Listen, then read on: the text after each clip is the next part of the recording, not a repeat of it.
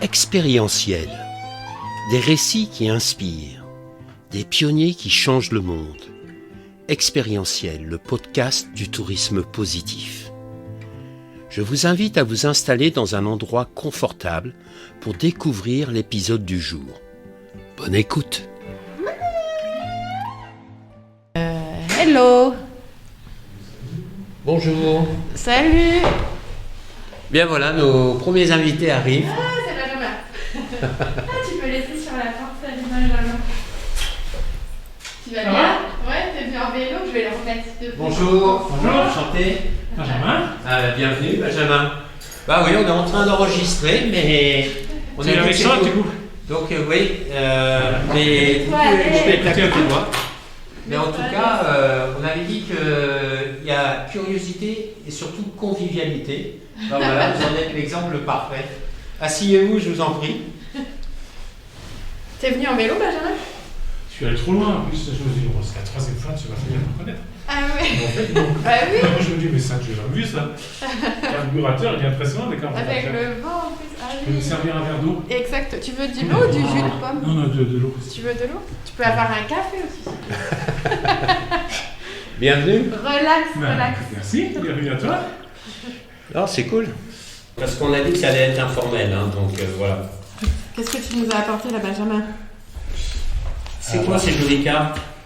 Ce sont des cartes postales en triptyque tricolore pour notre pétition. Rendez la digue du large aux Marseillais. Avec le flash code dessus, et on peut aussi mettre un timbre et les envoyer à Monsieur Castaner, qui est donc le président aujourd'hui du port autonome appelé désormais GPMM ou même aujourd'hui port Marseille-Fosse. Voilà, Et justement, quel est le problème de la digue? il n'y a pas de problème, c'est juste une opportunité extraordinaire qu'on doit saisir pour pouvoir profiter de 7 km de littoral qui sont abandonnés depuis 20 ans. Ça donne envie, hein, les cartes que Emmanuel a réalisées, elles sont vraiment super. Et qui a réalisé ces Ça, c'est bien de parler de lui parce que je l'oublie trop souvent. C'est Emmanuel Guillemard, qui est un graphiste très doué et qui nous a fait ça gratuitement, généreusement. Il a passé beaucoup de temps là-dessus. Même la mise en page de la carte postale et tout ça, c'est assez compliqué, assez technique. On n'aurait jamais pu le faire sans son aide. C'est la Manufabrique. Donc vous avez sur le dos de la carte postale Et donc on a juste site. besoin d'envoyer, on met un timbre et basta. Et après, tu peux aller sur la digue. C'est comme ça que ça marche.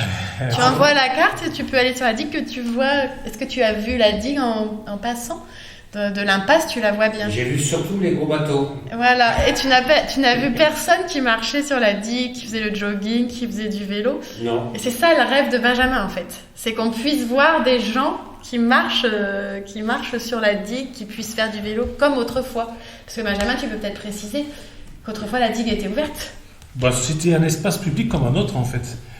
Et ça a été conçu comme ça. C'est une magnifique promenade en pierre taillée de 7 km de long, face à la mer, où on est suspendu entre le ciel, la mer d'un côté, le port, la ville derrière, les collines au fond. C'est un endroit merveilleusement beau et qui est fermé pour des raisons qui ne sont plus d'actualité aujourd'hui. Donc, il faut absolument pouvoir y retourner. C'est qui Benjamin? Benjamin. Qu'est-ce qu'il fait Benjamin? Benjamin, c'est un Allemand qui est Sans accent. Avec son petit accent qu'il soigne et qu'il arrive à... Non, avec mon petit accent allemand, je viens de Hambourg. Et je suis musicien, donc c'est l'avantage de la musique, c'est qu'on peut se présenter dans tous les orchestres du monde. Quel instrument? Je me suis présenté à Marseille, et donc avec mon alto, j'ai passé le concours et j'ai eu la chance de gagner et de faire partie de l'orchestre de l'Opéra de Marseille depuis 30 ans. Donc, qu'est-ce qui t'amène ici au QG Marseille? Pourquoi es-tu autour de cette table? Qu'est-ce qui t'a inspiré à rejoindre ce lieu? Alors, c'est une connaissance de longue date autour du vélo, autour d'autres actions militantes. Une fresque pour le climat, on avait mis de la glace par terre qui reproduisait la forme de la carte terrestre qui fondait au soleil. Et donc, Charlotte était venue faire des photos et elle le faisait tellement bien on est resté en contact depuis. Et du coup, j'étais au courant de la création de ce lieu extraordinaire et on a pu venir à plusieurs reprises déjà. Et Benjamin a une casquette qu'il n'a pas encore évoquée. C'est-à-dire qu'il t'a expliqué qu'il était musicien, qu'il était cycliste. Ouais. Mais c'est un poisson d'eau de mer aussi. Ah oui, donc il plonge? Je nage régulièrement parce que ça fait beaucoup de bien, parce que la rade de Marseille s'y prête très bien. Donc on a un petit groupe qui nage chaque semaine, une fois. Et c'est mon rythme. Après, il y en a d'autres qui se baignent tous les jours, en fait. Et il y en a d'autres qui viennent juste une fois par mois. Donc chacun a son petit rythme, mais la nage en eau libre est aujourd'hui quelque chose qui est une belle réponse à notre vie frénétique et parfois un peu trop rapide. Et du coup, Benjamin fait partie de l'association Les Libres Nageurs, qui est intervenue au jardin. Et qu'est-ce qu'elle fait, cette association? Donc l'association Les Libres Nageurs, c'est un groupe de nageurs au départ qui font la promotion de la nage en eau libre, parce que c'est en fait, quand on réfléchit bien, un sport qui est vraiment à la portée de tout le monde. Il suffit d'acheter un maillot, de savoir nager. Le problème se situe souvent à ce niveau-là. Et ensuite, en fait, on a la mer à notre disposition. Donc la promotion de la nage en eau libre comme quelque chose de très accessible et de très inclusif. Après, on découle évidemment déjà la protection de la mer et de l'environnement du littoral et tout ça, parce qu'on est les premiers concernés de la pollution du littoral et de la mer. Et puis le troisième volet, c'est en fait notre souci pour l'accès à l'eau. Donc de rendre la mer accessible à tout le monde. Ce qui à Marseille est un beau combat. Et tout découle finalement aussi cette initiative d'un collectif Rendez la digue. Alors quand tu parles d'accessibilité à la mer, j'imagine l'aspect touristique, mais j'imagine aussi, tu en as parlé, savoir nager. Et je me souviens quand je vivais à Phuket, les jeunes thaïlandais, la plus grande cause de mort à cet âge-là était liée à la noyade, parce que les jeunes ne savaient pas nager. Et je voulais savoir si c'est quelque chose que vous intégrez justement dans votre démarche, c'est apprendre à ces jeunes à se sentir à l'aise avec l'eau, dans la mer, et pouvoir nager justement pour profiter de ce lieu fantastique. On est tout à fait sensible à cette question-là. Après, ça ne fait pas partie de nos buts statutaires, donc évidemment, à Marseille, c'est une priorité, mais il faut reconnaître que les meilleures conditions d'apprentissage sont quand même plutôt en piscine qu'en pleine mer. Alors que ce n'est pas impossible de le faire en pleine mer, ça se fait, notamment ici dans les quartiers nord d'ailleurs. Il y a des associations qui apprennent à nager dans la mer. Mais bon, il se trouve que pour l'organiser, pour la confiance des enfants et tout ça, c'est comme une piscine qui s'y prête le mieux. Alors les piscines, c'est un grand chapitre aussi. Oui. On a notre avis, mais on ne s'en mêle pas trop parce qu'on ne peut pas être sur tous les fronts. Exactement, il vaut mieux quand rester. Quand on parle de libre nageur, il y a aussi cet appétit de liberté et de tout ça. Donc on voudrait bien amener tout le monde à pouvoir en profiter, mais l'apprentissage de la nage n'est pas notre rayon. Par contre, peut-être pour rebondir sur ta dynamique, sur l'accès à la nage, notamment des quartiers nord où il y a un manque de piscine qui est flagrant, comme disait Benjamin, il y a aussi ne serait-ce qu'un manque d'accès à la mer. Puisque la frange littorale est occupée par le port. Et libérer la digue permettrait aux personnes de nouveau d'accéder à la mer, ce qui n'est pas mal avec les chaleurs de l'été, parce que tu as le petit vent du large, ça fait quand même du bien. Ce qui est pas mal pour avoir un extérieur, pour se réapproprier également le port, pour que le port ne tourne plus le dos à la ville. Toutes ces raisons font également partie de la procédure de rendre la digue aux Marseillais. Et on a vu l'association des libres nageurs et l'association des nageurs du Prado, donc deux associations qui organisent des sorties de nage en eau de mer, avec des personnes qui savent déjà bien nager. Les deux associations ont organisé un point info au QG sur rendre la digue aux Marseillais. Et ce qu'on a vu, c'était justement les habitants plus anciens des quartiers nord parler de leurs souvenirs lorsqu'ils accédaient à la digue du Large. D'ailleurs, Benjamin, tu avais fait un truc le soir que j'ai trouvé génial avec ton lever la main, tu t'en rappelles, qui a déjà été sur la digue du Large. Et alors, est-ce que tu as des petites anecdotes à nous partager ? Parce que c'est vrai que là, vous touchez quand même à quelque chose d'important, c'est la transmission intergénérationnelle. C'est-à-dire qu'est-ce que nos anciens ont connu de nos régions et comment ils transmettent justement cette expérience vécue et comment on peut l'intégrer, nous, dans notre quotidien et continuer à la faire vivre, parce que ça fait partie aussi d'un enjeu social extrêmement important, c'est de rester connecté aux différentes générations qui font notre société pour pouvoir préserver certains savoir-faire, certains savoir-être au fil du temps. Alors là, c'est tout à fait en fait le ressort de cet engagement pour la digue du Large, c'est qu'il y a une rupture de transmission et de connaissance qui est dramatique parce que c'est fermé depuis 2001, la digue définitivement, ça a été verrouillé en 2001 et ça fait que pour une grande partie de la population marseillaise, c'est devenu une terre inconnue. On parle de la digue, mais on ne peut pas y aller et en fait ces personnes-là ne peuvent pas s'imaginer le bonheur que c'est d'investir celui-là.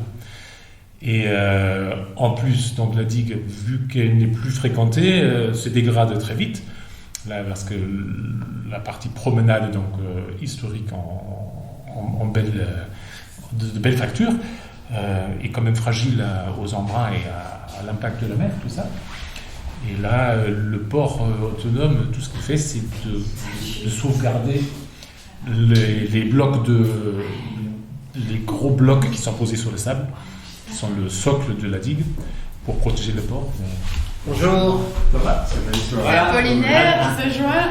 Bonjour, je t'en prie, assis-toi. Bonjour. Enchanté, ça va ? Assis-toi. Alors aujourd'hui, c'est table ouverte. Hein. Je veux dire, donc voilà, on est là dans la discussion.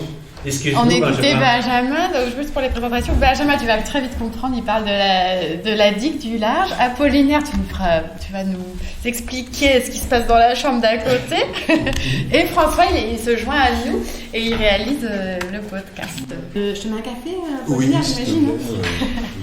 Et on était en train de parler de digue avec Benjamin. C'est aussi une question. Comment on pourrait intégrer la digue dans la stratégie touristique de la ville de Marseille? Et ça, je pense que Benjamin, il a aussi son mot à dire là-dessus, parce qu'on a le droit de rêver. Et... Là, moi, je me souviens, j'avais été passer des vacances en Liguria, en Italie, pas loin de la frontière. Et ce que j'avais remarqué, les Italiens adoraient le dimanche se promener en famille, en bord de mer, de parler, de se déconnecter de son quotidien et de recréer ce lien social familial qui est essentiel, quoi. Oui, complètement. Les Allemands sont des professionnels du Spaziergang, c'est-à-dire de la petite promenade sans but précis, mais juste pour le plaisir de marcher. Oui. Peut-être là-dedans, peut-être les champions du monde, je ne sais pas. Ouais. Ça se fait beaucoup. En tout cas, là, on est vraiment au cœur de la convivialité. Hein. Là, tu veux un café d'ailleurs, Benjamin? C'est marrant parce que quand j'avais décidé de créer ce podcast, j'avais dit l'ambiance de ce podcast, des gens assis autour d'une table, en train de boire un café et en train d'échanger, de discuter. Et là, vous êtes en train de me faire vivre ça à 100%. Donc, je vous remercie tous. Quoi. Bien. Oui, alors pour parler tourisme plus précisément, en fait, c'est une ville qui a une rupture très franche avec les 10 plages des quartiers sud. Qui sont accessibles, qui sont traditionnellement très investis et qui sont parfois même surpeuplés. Et en fait, les quartiers du nord de la ville où il y a une seule plage, qui est la plage des Corbières. Et après, tout ce front de mer qui est aujourd'hui désert et vide de tout aménagement. Et donc, c'est là où nous, on a le souhait qu'il y ait par exemple, autant d'accès à la mer construit sur la digue qu'il y ait de plages au sud de la ville. Ça me semble un beau geste de justice sociale et d'équilibre de notre ville. Et après, en fait, aujourd'hui, donc on dit après c'est très cher, ça coûte trop cher, c'est trop cher, il faudrait tout mettre en sécurité, c'est impossible, on ne peut pas passer là, on ne peut pas faire ci, on ne peut pas faire ça. Donc, quand on réfléchit bien à notre territoire ici de Marseille et ses environs, on a un aéroport, donc Marignane, qui a été agrandi avec des fonds divers pour un coût de 180 millions d'euros. Seulement. Donc c'est juste l'agrandissement provisoire parce qu'il y en aura d'autres à la suite. Donc il y a des moyens. Il y a, quand on veut faire quelque chose, quand même des moyens considérables. Et tout le monde sait que quand même l'avion est aujourd'hui l'expression peut-être la plus parfaite d'une hypermobilité qui est néfaste pour la planète. C'est pas pour interdire de voyager, mais de se demander quel voyage veut-on aujourd'hui promouvoir. Et là, entre prendre l'avion pour mettre un orteil dans l'eau aux Baléares ou aux Açores, ou bien aller sur la digue et faire un pique-nique avec des produits du coin, et ben voilà, c'est pas la même histoire. Et nous, l'idée d'investir plutôt 15 millions d'euros, sur la digue du large pour rendre ce littoral accessible, désirable et pour tous les Marseillais, et ben ça serait pas de l'argent gâché. Oui, parce que je pense que ça aurait aussi un impact sur le bien-être social. J'imagine cette digue peut être un lieu de promenade, peut être un lieu de vélo, peut être un lieu de reconnexion avec la nature, de vivant. Et ce que tu expliquais, que les quartiers sud étaient très bien développés pour toute cette forme de tourisme et que les quartiers nord ne l'étaient pas trop, est-ce que ça ne pourrait pas répondre aussi à des enjeux sociaux de ces quartiers, à permettre à ces différentes générations de réexister d'une certaine manière et de trouver d'autres moyens d'exprimer leurs besoins de diversité, d'activité, de connexion à la nature? Alors Marseille profite aujourd'hui d'une corniche Kennedy aménagée pour les piétons et pour les cyclistes. C'est un des endroits les plus prisés aujourd'hui quand il y a les manifestations. La corniche Kennedy, elle est dans les quartiers sud, évidemment, donc elle va des plages du Prado jusqu'à presque au Vieux-Port. Et donc, pour les libres nageurs et pour le collectif Rendez la digue, nous on considère qu'en fait là, avec la digue du large, on a l'opportunité de la corniche des quartiers nord de Marseille. Il faut savoir que la corniche, une fois par mois, la corniche est libérée également des véhicules. Et cette idée paraissait impossible avant sa mise en place. Finalement, c'est possible. Donc on se dit que le fait que la digue soit ouverte aux Marseillais comme elle l'était auparavant, ne pas oublier, elle était ouverte aux Marseillais auparavant, ça paraît impossible. Mais pourquoi ça serait impossible ? C'était possible pour la corniche, ça va être possible pour la digue. J'avais un boss qui me disait, c'est juste une question de volonté.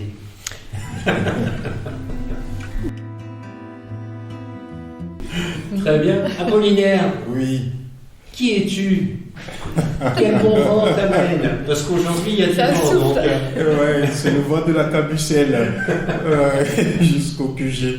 Avec Charlotte, où on avait démarré une petite, mettre un peu de notre petite pierre à ce gros chantier qu'elle a porté, et je reste toujours fier d'avoir démarré cette partie artistique. En tout cas, je reviens sur ce qui me concerne. ouais. Donc voilà, elle m'en a parlé de ce rendez-vous. Ça tombait bien que je ne travaille pas, donc j'ai dit, quel que soit le vent. Donc tu es un artiste ? Je suis un artiste. Je suis aussi travailleur social, éducateur spécialisé. Dans quel domaine exactement ? Dans quel domaine éducateur spécialisé, on peut travailler dans tout ce qui est, que ce soit protection de l'enfance, que ce soit la détresse sociale, que ce soit les personnes en situation irrégulière, que ce soit les jeunes en souffrance éducative ou les parents. Donc, ma spécialité a plutôt été sur l'accompagnement de tout ce qui est la lutte contre la traite des êtres humains par l'exploitation sexuelle. J'ai fait un peu aussi pour les demandeurs d'asile en CADA. Et aujourd'hui, en tant qu'éduc, je travaille à la Friche Belle de Mai. Sur un pôle qui s'appelle pôle médiation sociale et prévention de la délinquance. Je suis responsable d'une équipe de 3 médiateurs que j'accompagne. Tous ensemble, on essaye d'avoir un regard éducatif, bienveillant, soutenant autour de la jeunesse du quartier qui est usagé régulier ou temporaire de la friche. Et ça, c'est ce que je fais à côté de mon art qui est la peinture. Qu'est-ce qui t'anime là-dedans? Qu'est-ce qui te plaît? Pourquoi tu vas là? Ça, c'est vous ne pouvez pas. Eh bien, bonjour. Bonjour. Voilà. Donc, moi, c'est Didier, notre super photographe. Bonjour. Bonjour. Bonjour, bienvenue. On présente Didier. Enchanté Didier. Sur l'épaule duquel j'ai tapé un jour à bord d'un bateau parce qu'il avait un énorme appareil photo. Et on passait justement entre la digue et dans le port. Ouais, mais un fin de pain. Ah. Et je lui demandais, est-ce que vous, à l'époque, est-ce que vous pourriez, là, bientôt, dans 2 minutes, photographier le toit que vous allez voir apparaître? C'était QG Marseille, qu'on voit apparaître 2 minutes quand on passe en bateau. Il n'y a que des toits, on voit que les doigts. Le toit là. Voilà. Et de taper sur l'épaule de Didier m'a permis de faire sa connaissance et voilà, tu vas le découvrir aujourd'hui. Il vient régulièrement quand on organise des événements et c'est notre photographe qui est mystérieux que plusieurs personnes voudraient connaître un peu plus. Ben, merci beaucoup. Tiens, tu vas gagner ou un jus de pomme, un verre d'eau. Donc, explique-moi à nouveau, qu'est-ce qui t'anime, qu'est-ce qui te motive justement dans ce rôle d'éducateur? D'où ça vient cette passion? D'où ça vient? Si je pense que c'est au-delà d'une passion, c'est juste pour moi la réalité que on a toujours besoin de quelqu'un pour avancer dans la vie et d'autant plus que quand on est enfant. Donc moi je suis né au Togo, j'ai grandi à Lomé. Et effectivement, c'est parce qu'il y avait des regards bienveillants, des mains tendues. Et qu'est-ce qui t'a fait venir du Togo en France? Qu'est-ce qui t'a attiré? L'amour. C'est pas mal. Donc, je suis arrivé en France en 2007 avec mon ex. Et effectivement, cette conscience de la vie ensemble, seuls, compter les uns sur les autres, était déjà quelque chose qui était visible dans ma vie au Togo, mon enfance, le quartier, les tantes, les grands frères. Et quand je suis arrivé en France, j'avais l'opportunité de faire quelque chose qui me semblait, et j'ai choisi de faire cette formation d'éducateur spécialisé qui me permettait effectivement, donc par la qualification, de pouvoir donner du temps, de l'énergie, de l'attention à des personnes qui auraient besoin de moi. Donc c'était une évidence pour moi, je ne me suis pas posé de questions de pourquoi je fais ce travail, même s'il y a parfois des moments creux, je suis au chômage ou pas. Ce que je recherche derrière, c'est toujours un poste dans le travail social. Donc la relation humaine et l'engagement envers l'humain est quelque chose d'important pour toi. Oui, pour moi, il y a d'abord ça, et puis on compose avec. C'est l'humain qui, avant tout, c'est pas les objets, c'est pas les choses qui sont arrivées avant nous. Donc, une fois qu'on a créé la famille humaine, on peut maintenant aller chercher ensemble ce dont on a besoin, ce qui nous manque, et donc voilà. Bravo. Merci. C'est pas facile parce qu'en même temps qu'on parle d'humain, voilà, on parle du vivant, de réaction, d'interaction, de déception, d'émotion. Et le travail d'éducateur spécialisé permet de toujours revenir sur ça, sur où est-ce qu'on en est par rapport à l'autre et tout. Donc c'est aussi une perpétuelle remise en question, ne pas tomber dans la conviction. Et toujours savoir que c'est l'autre qui nous donne pour nous retourner. Donc c'est ce travail continuel qui nous nous accompagne aussi et c'est à peu près ce que j'essaie j'essaye parce que pour faire le lien avec ma pratique artistique, c'est les mêmes sujets qui reviennent, qui tournent de ma création artistique. Alors d'un aspect artistique, est-ce que par rapport à le rôle que tu joues en tant qu'éducateur social, l'art te permet d'exprimer, de traduire ce que ces expériences peuvent te faire ressentir et d'évacuer certaines émotions? Tout à fait. Mais aussi de les exprimer et de les partager? J'essaye d'évacuer, comme tu l'as bien dit, des moments pas simples dans mon travail.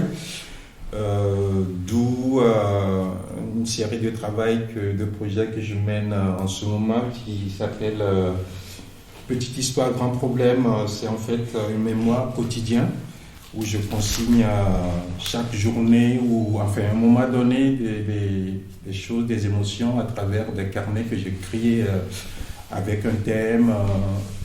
Ça peut être généraliste, ça peut être sur l'amour, la mort, la naissance et tout ça, mais ça peut être aussi un regard sur les personnes en situation d'errance à Marseille, parce que j'ai fait des années de maraude de jour, de nuit, d'après-midi. Ça peut être aussi les personnes en migration comme moi. Moi, j'ai eu la chance de pouvoir voyager dans des conditions... Alors, ce que je trouve intéressant, là, je suis en train de regarder un de tes... Donc il y a le dessin, il y a les mots. Oui. On sent l'influence africaine aussi. Il y a de la couleur, il y a de la vie. Oui, parce que l'influence, on sent l'Afrique, quoi, parce que l'influence... L'Afrique, quoi. Oui, voilà, parce que j'ai beaucoup... Oui. Tu es connecté. Donc tes racines... Le fait de se reconnecter à tes racines à travers l'art te permet aussi de trouver un équilibre, d'exprimer une forme de spiritualité, d'avoir encore un pied en Afrique. Ça fait depuis 2007 que je suis en France et je suis parti en tout pour tout que 2 fois.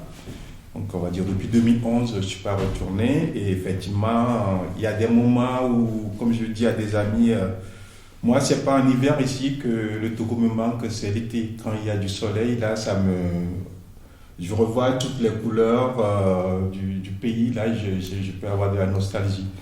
Donc parfois, oui, ça se traduit par ces expressions, les formes, les couleurs et je ne le pense même pas, c'est quelque chose qui vient et peut-être à la finalité de ce que je veux produire que je me rends compte que je suis en train de faire un motif de pagne africain par exemple, où je suis en train de ressortir une forme de sculpture sur les marchés, des choses comme ça. Donc je peux dire que oui, effectivement, ce lien, il est ancré, il est là et ça me permet d'être ici et là-bas. Et puis de m'ajuster avec les mots comme une forme de, comme tu l'as dit, de déposer des choses qui peuvent soit très lourdes au niveau professionnel, si je retourne au niveau social. Donc, dans la création, je suis l'artiste et l'éducateur. Voilà, donc bonjour. Alexis, enchanté. Également. Ça va bien? Oui, ça va et toi? Bonjour Didier. Bonjour. Tu parlais des couleurs du Togo. Vas-y, mets-toi à l'aise. C'est quoi les couleurs du Togo? Tu peux nous les décrire un peu et nous faire rêver, nous faire voyager? En tout cas, les couleurs du Togo, je précise, je ne dis pas qu'on les voit qu'au Togo. Peut-être qu'il y en a, les couleurs, c'est dans le monde, mais moi, il y a des villages au Togo, par exemple, l'ocre, il y a des villages où les habitations sont vraiment en terre ocre, avec toute la verdure. C'est dans notre région, on appelle la région des plateaux. Donc, c'est des couleurs, une fois que tu as traversé ça, qui te reste. Je ne suis pas né dans ces villages, mais j'ai eu l'occasion d'y aller quelques fois en petites vacances, et c'est des couleurs qui te marquent. Tu as le bleu, on est en bord de mer, l'Atlantique. Et aussi, ça, c'est des choses qui rentrent en toi, qui restent. Les couleurs, dans les marchés, sur les marchés, tu vois les légumes, le piment rouge et à côté le gombo très vert avec la maîtrise de nos mères, nos tantes, en majorité commerçantes, qui ont une manière de présenter leur stand que c'est des tableaux, quoi. Donc voilà, il y a du bleu, du jaune. Oui. Comment on dit merci dans ta langue? Akpe. Akpe. Akpe? Oui, akpe. Akpe, pour ce moment très sympathique et on aura l'occasion d'aller voir et de découvrir ton art. Merci. Je l'ai encore laissé secret, caché. Ils sont où les autres amis? Ils vont arriver. Là, c'est toujours un secret. Non, il a déjà vu, mais j'ai dit non, ça c'est la chambre d'Apollinaire, on pourra y aller. Non, je dis à Nice, il vient ou pas? À Nice, non, je l'ai appelé hier et il est en train d'aménager. On peut manger en même temps? Oui. Il est en train d'aménager une épicerie dans le quartier des 5 avenues. D'accord. Donc lui, voilà. Il nous salue. À Nice, c'est celui, François, que tu vois qui a réalisé les œuvres d'art qui sont derrière toi. D'accord. Parce que l'idée, c'est aussi... Et d'ailleurs, Apollinaire, tu m'avais touché quand tu avais présenté tes œuvres avec tes petits mots. L'idée de QG Marseille, c'est aussi de permettre un accès à l'art à un endroit où on ne l'attend peut-être pas. C'est-à-dire ni un musée, ni une galerie, ni quoi que ce soit, mais un endroit où on mange, on dort, on discute, et paf, on est confronté à l'art. Et Apollinaire m'avait mis un petit mot en disant eh ben moi je trouve que le projet est bien, et je lui tends la main pour accompagner avec mes œuvres les personnes qui dormiront dans la chambre. Qu'est-ce qui te plaît, toi, Apollinaire, dans ce projet? Tout. La personne qui l'a mis en place, son engouement pour l'art et dans un espace comme ça, et en plus même géographiquement pas aussi évident pour aller. Donc se dire, bon ok, il y a un QG dans le quartier nord, il n'y a pas beaucoup de choses autour. On vient poser nos bagages et là tu as aussi l'art qui s'offre à toi. J'ai trouvé que c'est une ouverture. Oui, c'est une ouverture. Donc, je suis honoré d'avoir démarré ça. Je sais quand ça va tourner, il y aura d'autres artistes. Mais oui, effectivement, tu viens pour un temps et après, on aime qu'on n'aime pas. Mais en tout cas, il y a une volonté de faire entrer, de continuer à garder l'art dans le quotidien de nous tous. C'est vraiment, pour moi, le droit culturel dans sa forme très ouverte, quoi.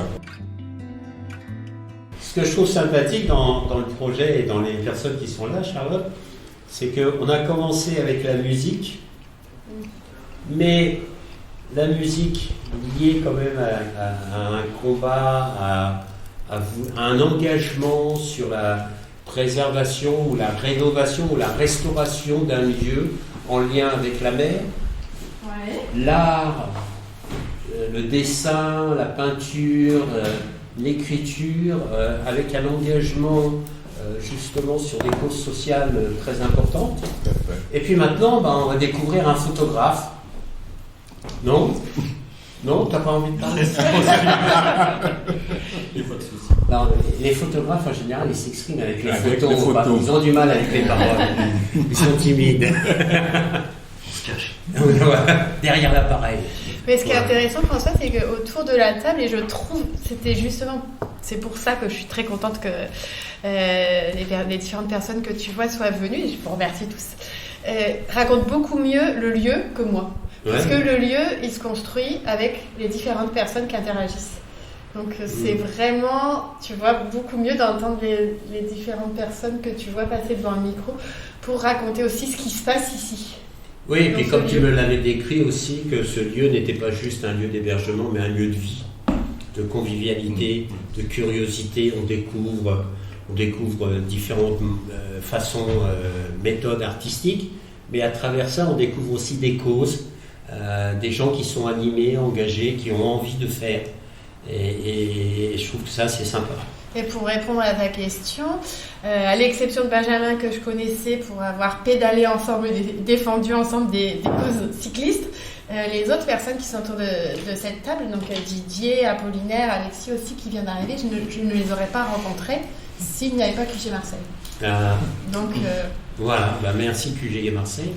Je peux dire une chose, c'est que j'aime beaucoup les sculptures peintes ou les peintures sculptées d'Apollinaire que j'ai découvert dans cette exposition de groupe, et c'était de loin ce qui m'a le plus parlé. Merci. C'est sympa ça. Ouais, c'est sympa, ça fait. Tu sais, il y a un truc, on a parlé de curiosité, de sérénité, de convivialité, mais on parle pas assez souvent, c'est aussi d'amour, et d'amour au sens noble, quoi. Je veux dire, c'est sympa de partager des sentiments, d'exprimer une forme d'amour et de respect par rapport à ce que peut faire quelqu'un et de la manière dont il le fait vivre, etc. Je trouve qu'on a besoin de plus en plus quand même à parler d'amour et au sens noble du terme. Hein, je veux dire. Et ça, c'est gratuit en plus. Oui. Hein, mais mon papa m'avait toujours dit que c'est plus facile d'être méchant que d'être gentil. Je sais pas. C'est beaucoup plus désagréable, c'est certain. Oui, mais c'est quelque chose qu'on apprend pas non plus. L'amour, c'est pas forcément quelque chose qu'on apprend très facilement. Par contre, je suis pas d'accord, c'est pas gratuit. Pardon ? Je suis pas d'accord, l'amour c'est pas gratuit, ça a beaucoup de valeur. Ah. Il faut pas mettre un prix sur toutes les choses. Exactement. Alors Didier, Oui. Photographe, amateur. Je n'expose pas, je fais pas d'exposition, je fais rien du tout de tout ça. C'est vraiment le hasard qui a fait que j'ai basculé un petit peu. J'ai rencontré Charlotte, comme elle l'a expliqué, sur ce bateau-là. Et j'étais vraiment très impressionné qu'on puisse se lancer. Alors moi, je suis pas marseillais, je suis lyonnais. Donc, mais là, moi, je n'ai pas rencontré un Marseillais. Togo, je connais un peu parce que j'ai voyagé pas mal. Mais pas dans les bonnes circonstances, mais je connais un petit peu. Les années 90 Non, en 2005-2006. Ah, 2005, ouais, c'était. C'est dur. C'était dur, j'y étais encore. Ouais. Je sais pas si à Marseille c'est pareil, mais moi dans mon village, dans le Var, Je peux en reprendre. 2000, même si t'es avant 2000, t'es un étranger. Moi, je suis tombé amoureux de Marseille. Donc, Et pas gratuitement, comme dirait Charlotte. j'avais le choix de rester sur Lyon, de venir sur Marseille, et comme je ne travaille plus, donc j'ai pris l'option de rester sur Marseille. C'est plus agréable, même si j'adore ma ville. C'est quand même, il y a le soleil tout le temps, il y a la mer, il y a les calanques, il y a la montagne, il y a tout. Et puis je faisais de la photo et tout ça. Et donc Charlotte me croise sur ce bateau, et j'étais impressionné par elle en fait. C'est comme vous disiez, c'est des rencontres, c'est de l'amitié, c'est un feeling qui passe, et on fait de belles photos que s'il y a de belles personnes. S'il n'y a pas de belles personnes, on fait des photos banales, entre guillemets. Et je lui ai proposé, je lui ai dit, écoutez, si vous voulez, à l'époque on se voyait, quand vous montez votre projet, si vous voulez, je vous fais vos photos. Je lui dis, comme ça, je lui dis, c'est pas une question financière ni quoi que ce soit, je lui dis, vraiment, ça me fait plaisir de voir ce que vous faites et de faire ces photos-là. On s'est fixé un rendez-vous, on est venu, j'ai passé la journée pratiquement ici à faire des photos, puis j'étais impressionné, et puis après, je lui ai donné les photos, et puis de fil en aiguille, il y a eu d'autres événements où je suis venu pour faire ces photos-là et partager ces moments-là, et puis lui donner ce que j'avais pris comme photo, ce qui me semblait joli, avec des bonnes photos, des déchets, n'importe quoi. De toute façon, c'était le tout, non, c'était la vie, c'était simplement ces moments de partage comme ça. Et qu'est-ce qui t'interpelle avec la photo ? Qu'est-ce qui te plaît justement dans la photo ? La photo, c'est de figer un instant qui est déjà le passé. C'est joli, ça me plaît. Parce que quoi qu'on regarde, de toute façon, c'est déjà passé, c'est fini. Là, on s'est regardé, c'est trop tard, c'est passé. Et de se dire que cet instant-là, mine de rien, il a été figé pour une seconde, une milliseconde ou un truc comme ça, et que peut-être il y a quelque chose d'extraordinaire qui sort de cette photo. Et moi, j'ai voyagé beaucoup en Afrique, et de toutes les photos, j'ai dû faire des milliers de photos, je suis toujours impressionné par une seule photo. C'est une photo à Djibouti, sur le lac Assal, où c'est un jeu de couleurs, du bleu, du vert, du blanc, du très très blanc parce que c'est une mer de sel. Et j'ai pas fait attention, sur le côté, j'ai une maman en boubou, qui était au loin, qui gardait un enfant de blanc, mais elle met ce que j'appelle cette tache de couleur dans la photo. Et la photo, pour moi, elle est extraordinaire. Je suis déçu parce que j'aurais pu en faire beaucoup plus, mais j'ai figé un instant que j'avais pas vu. Et pour moi, c'est la plus belle photo que j'ai jamais regardée. Pourtant, j'en ai fait. J'ai fait des photos de mes enfants, des trucs comme ça. Mais celle-là, je voudrais la refaire, je n'y arriverai pas. Quoi. Donc, voilà. Donc, c'est tous ces instants-là qui sont... quand vous les regardez, vous pensez à la personne que vous avez croisée à ce moment-là, à peut-être un paysage que vous avez vu, à un instant de votre vie. C'est tout. Dernièrement, j'étais chez mes parents, ils ont plus de 85 ans, et ils s'embêtent. Alors, ils prennent ces cartons avec ces vieilles photos. Et donc, on est remonté jusqu'à des membres de la famille des années fin 1800. Et ce que je trouvais intéressant avec les photos avant l'ère digitale, c'est que les photos qu'on prenait avec le temps, les couleurs disparaissaient et on sentait l'évolution du temps. Pas seulement d'un aspect visuel, mais aussi de toucher, et puis l'évolution technologique de la photo, donc les qualités des photos, etc. Donc vraiment, c'était intéressant. Aujourd'hui, avec la technologie digitale, je ne perçois pas la même sensation. Est-ce que c'est quelque chose, toi, que tu as des milliers de photos, comment tu les tries et puis comment on y revient?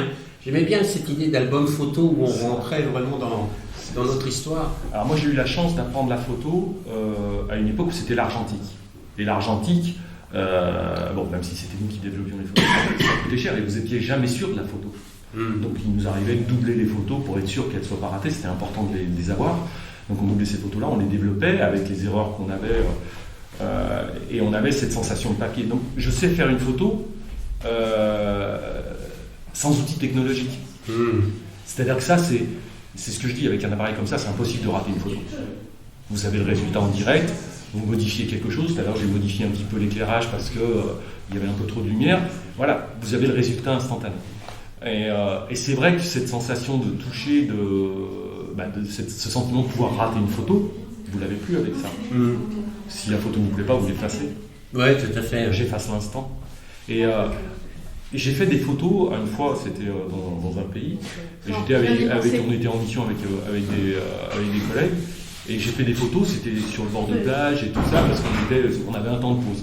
J'ai fait des photos. Les gens n'ont jamais cru que c'était des photos qui n'étaient pas retouchées. Quand je les ai données, je leur ai donné des photos, ils me disent, mais t'as retouché les photos? Je dis, non, je retouche jamais une photo. Je ne retouche jamais une photo. Je pars du principe que si elle est bonne, elle doit être bonne. Si elle est mauvaise, elle est mauvaise.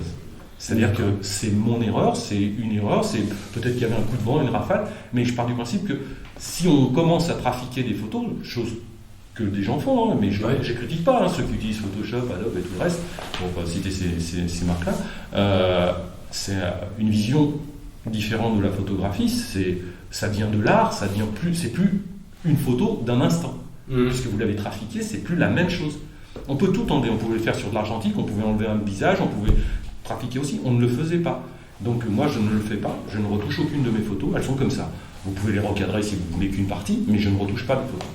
Est-ce qu'il y a vraiment des mauvaises photos ou il y a des photos qui ne nous plaisent pas? Bonne question. Elles peuvent plaire à quelqu'un. C'est subjectif. C'est tout à fait subjectif. C'est comme l'art. Voilà, vous avez une photo, je prends une photo de deux personnes, la première est floue, la deuxième est nette. Vous avez fait une mauvaise photo. Non, mon sujet c'était le deuxième. Le premier était simplement un accessoire, entre guillemets, sans être péjoratif. C'était pour montrer qu'il y avait une discussion de groupe, mais mon sujet principal, celui qui parlait, c'était la personne qui est nette. La même chose quand vous faites une photo d'oiseau, quand vous faites une photo de branche, vous voulez mettre en avant quoi? Un oiseau dans un paysage, tout va être net, ou vous voulez mettre en avant l'oiseau. Donc vous allez mettre tout derrière, tout flou, et vous aurez votre oiseau qui est net. Tout dépend, c'est votre choix. C'est votre résultat, après vous en faites ce que vous voulez. Mais pour en revenir, c'est vrai, à la sensation de toucher, quand je suis revenu une fois d'un voyage, j'étais au Rwanda, et j'avais fait des photos de gorilles et tout ça. Et puis bon, je me retrouvais enfermé dans un bureau pendant plusieurs années. Et j'ai imprimé ces photos-là, et elles étaient, non pas en face de moi, elles étaient sur le côté. Je les avais mis sur mon mur. personne ne les voyait. Il n'y avait personne qui les voyait parce qu'il fallait rentrer, faire le tour du bureau et tout ça. Mais quand ça commençait à me dire, j'avais juste à tourner la tête. La vie, elle est là, quoi. C'est tout. Et j'avais pas besoin de chercher sur mon ordinateur, je les avais en visuel de mon côté. Donc c'est vrai que c'est important d'imprimer et d'avoir des couleurs, du noir et blanc, ce qu'on veut, mais se sentir bien quand on regarde quelque chose, quoi. Est-ce que tu utilises ton talent de la photo, ton amour pour la photo, pour véhiculer des messages, pour contribuer à des causes qui te semblent importantes, d'un aspect social, environnemental, ou juste pour le plaisir? Alors, ou les deux? Ça fait 2 ans que j'ai arrêté de travailler. La photo était un accessoire de mon travail et c'est devenu, pas un plein temps, mais c'est devenu un plaisir personnel. C'est vrai que la première fois que j'ai rencontré, c'est là où j'ai dit, bah tiens, tu peux peut-être faire autre chose que ton plaisir personnel. Donc j'ai partagé des photos, même si de temps en temps j'en partageais parce que les gens demandaient où t'étais, tout ça, donc t'envoyais 2-3 trucs sur 2-3 albums sur Facebook.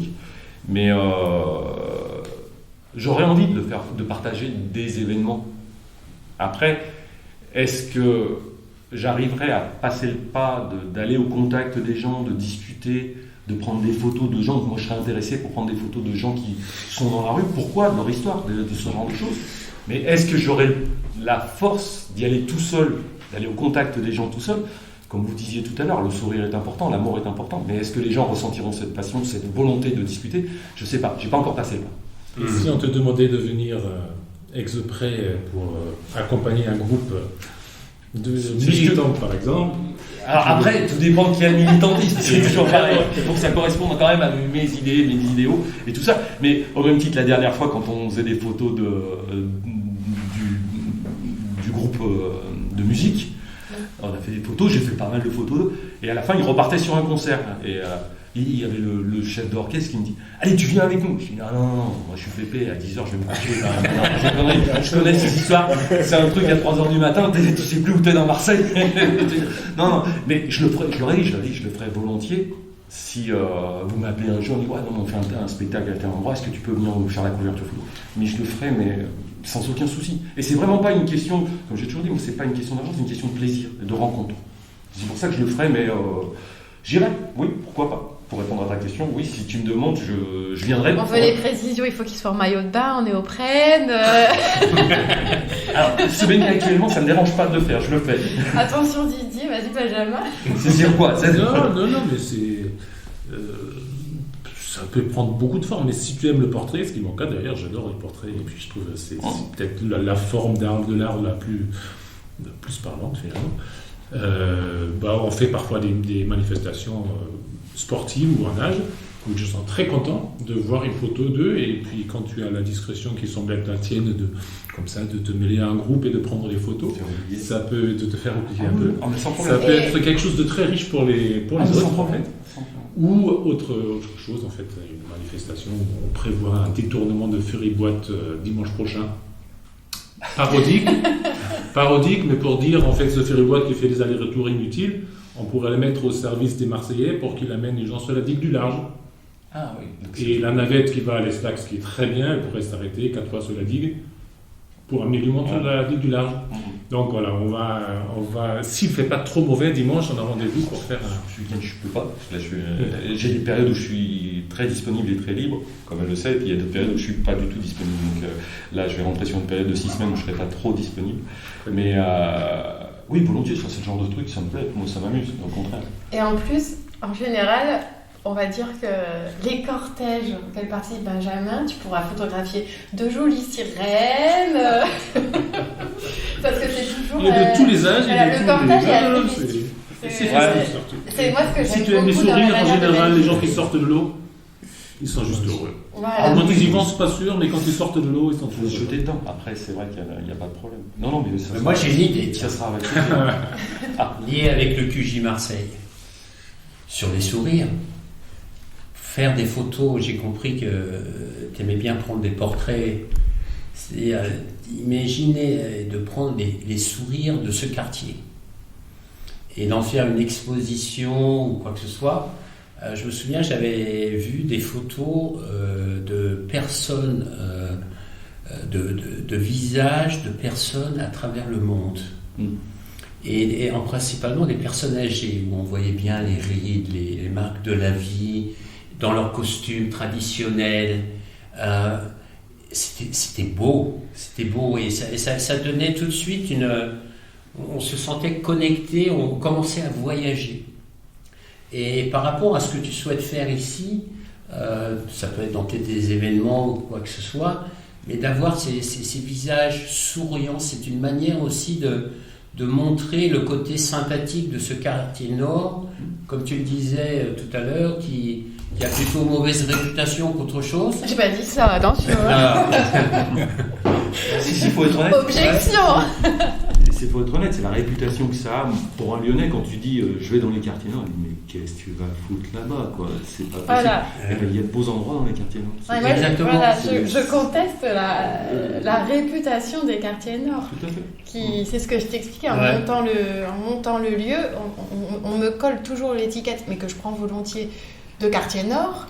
Mais je dois toujours me positionner par rapport à la question que tu as aussi posée. Et pourquoi tu ouvres QG Marseille dans les quartiers nord? Et moi, ma réponse est et pourquoi pas? Et point barre. Et c'est intéressant parce qu'il y a toujours à la fois ces a priori, ces appréhensions, mais je pense que les personnes qui arrivent à faire le cheminement, puisque c'est toujours des personnes qui viennent d'ailleurs, les personnes qui habitent dans les quartiers nord ou qui vivent dans les quartiers nord, qui travaillent, qui côtoient les quartiers nord, ne se posent pas ou plus la question, parce qu'elles ont appris à découvrir les fameux quartiers nord. Si tu as de la chance de faire le chemin jusqu'aux quartiers nord qui sont pas loin, par rapport aux personnes qui posent parfois des questions, qui sont parfois elles-mêmes dans ce qu'on pourrait appeler aussi les quartiers nord, à savoir juste l'arrondissement après, là, au bout de l'impasse quand tu sors, c'est toujours les quartiers nord, pourtant tu passes déjà dans le 2e arrondissement. Les personnes qui ont réussi ce chemin, elles vont découvrir une réalité qui n'est pas forcément si différente d'autres quartiers de Marseille. C'est quelque chose qui est important. L'idée derrière ma proposition, c'est que ça développe la fierté des gens.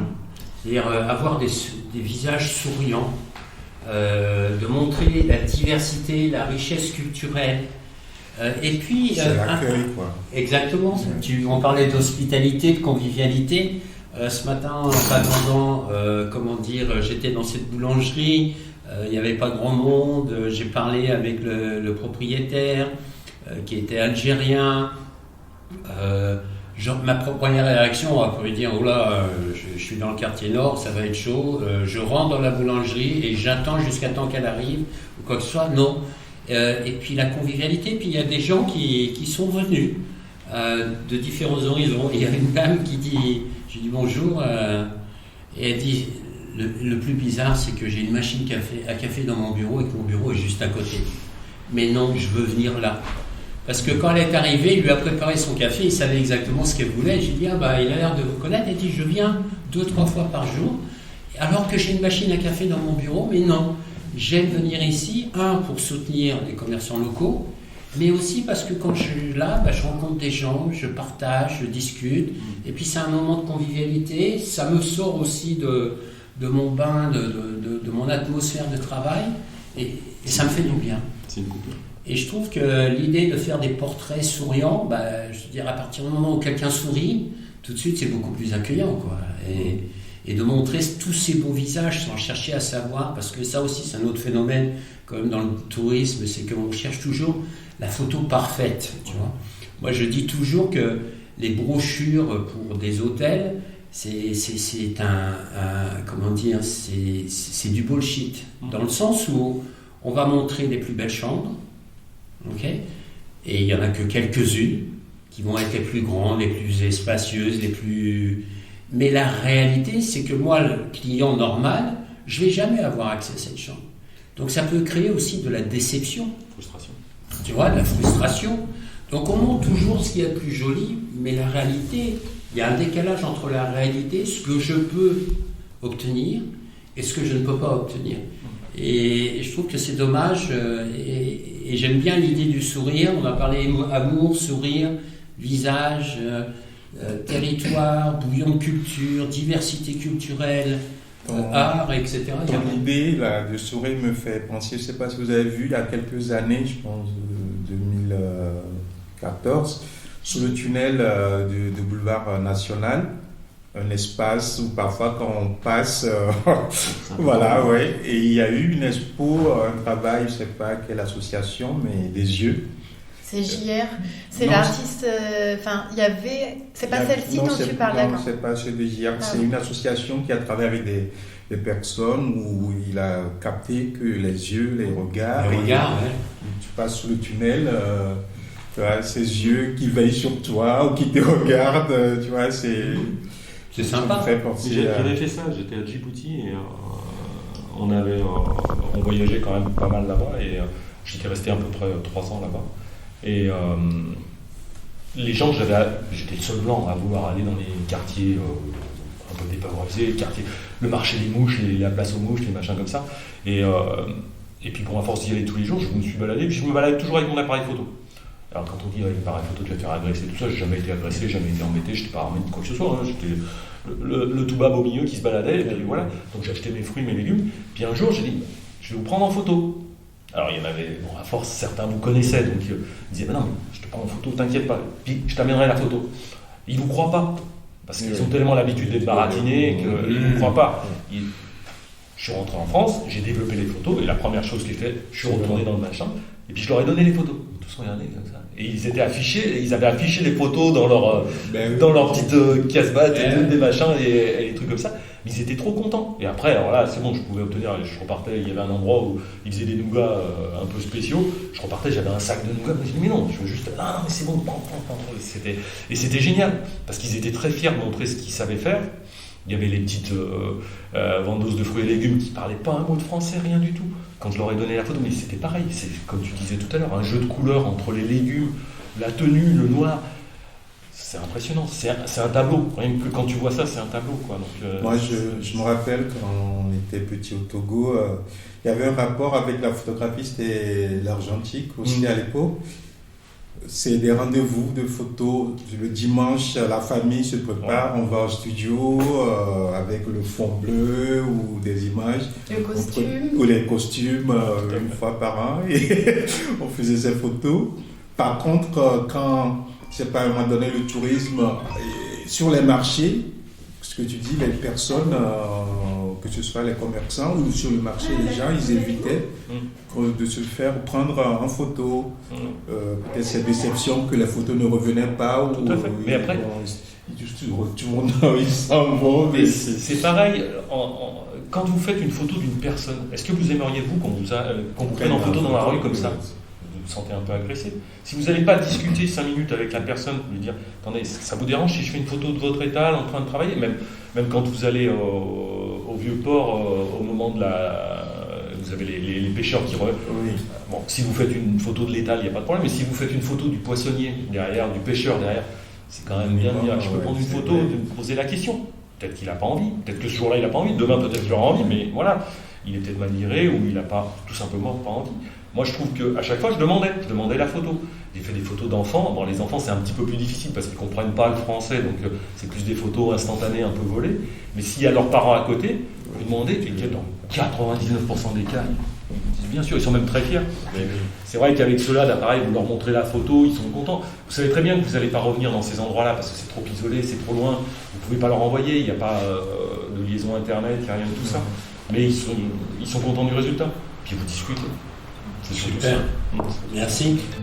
Nous espérons que cet épisode vous a été enrichissant et que nous avons pu semer des graines d'inspiration et d'action pour vous accompagner dans votre démarche vers un tourisme à impact positif.